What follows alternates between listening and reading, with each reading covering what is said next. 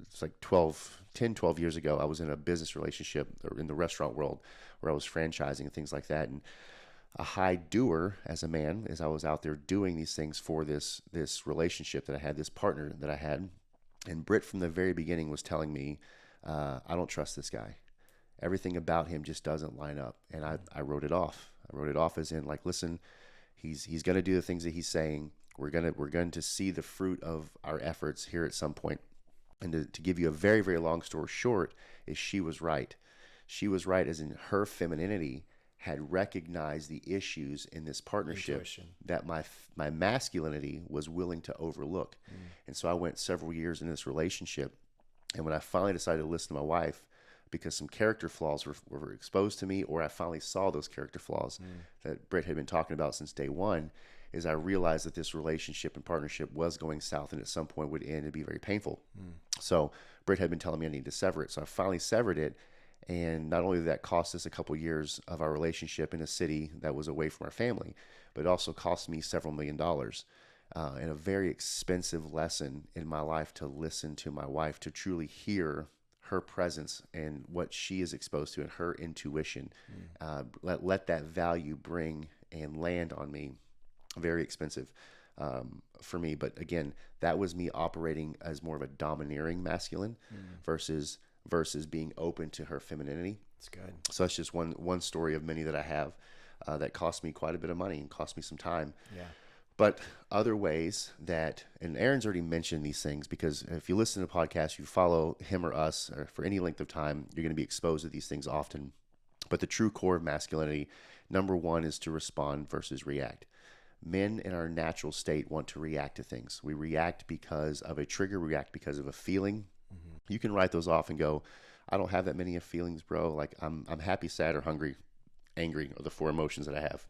You're lying to yourself. Half your brain's emotion. You've got hundreds of different feelings that you are processing in every moment of every day that you're just not giving weight to. So if you want to be a masculine man, you have to know who you are. You have to allow yourself to turn towards your feelings in the midst of those circumstances and then integrate them. Integrate them means you take them in. They're no longer a hurdle for you. Now you can actually move forward in your life.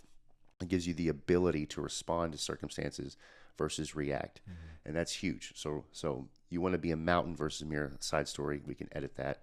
But it basically means the same thing. But responding is huge. Response creates certainty for a woman. It creates consistency in who you are. If I know that you're not going to fly off the handle because something happened in your life, you're actually going to be present and talk to me about it. That's a great response. Second is structure, which we already touched on. Aaron mentioned the value of structure.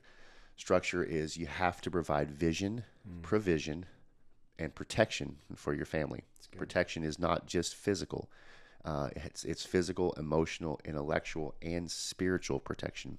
So you're creating space, this atmosphere that we talked about earlier, for these things to be fostered.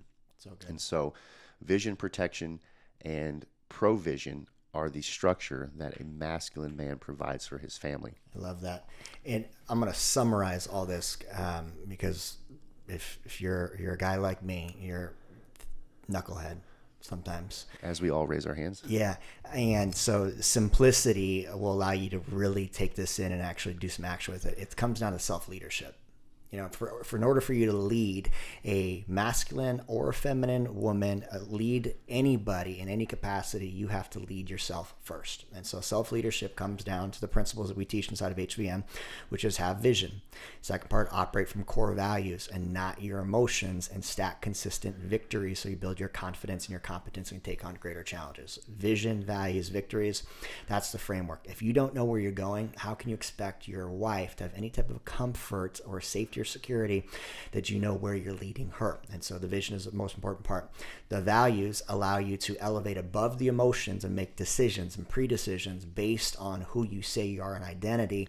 And the victories fuel that masculine part of us that needs to feel accomplished in doing, competing, achieving, pursuing.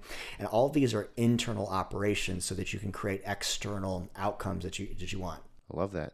And what I hear in the context of what you're saying, Aaron, is and take this, and if you walk away with one or two things, make this one of them, that you've got to know, men, that the who that you are is far more important than the what that you do. So men can get so, because we're doers, we can get so locked in on this is right or wrong. This is the way that I am. These are the things that I do, that becomes the focal point. If the what that you do is a focal point, the who that you are becomes defaults. So you're living a life that's truly by default, versus through self-leadership by vision and values and stacking wins, you're actually going to manipulate for the positive the who that you are. And if you can change the who that you are, all the what's that you do will follow suit. So that's how you become the head of yourself. That's how you become the head of your family, is you've got to be focused on the who that you are versus the what's that you do. Again, the what's that you do are nothing more than an outcome. So we teach what we understand, but we replicate who we are. That's good. Which you said before. So we've got to understand who we are, who we're going to become, understand what masculinity truly is, the beauty that is femininity, that we have the ability and the necessity to go there when it's necessary, but to truly be focused on the who's that we are, so that the what's can follow suit. It's good. Love that. Beautiful. All right. I want to, I know we got some more notes to go through, but I want to tee up a question is that I imagine a lot of our guys have thought about at some point. How do I lead my woman, if she's in her masculine, back into her feminine energy? Because we want that. We want the loving, nurturing, caring, gentle, just the softness that is the feminine, the ability to flow. We want the respect. That is the number one need for men. And she wants safety and security. So say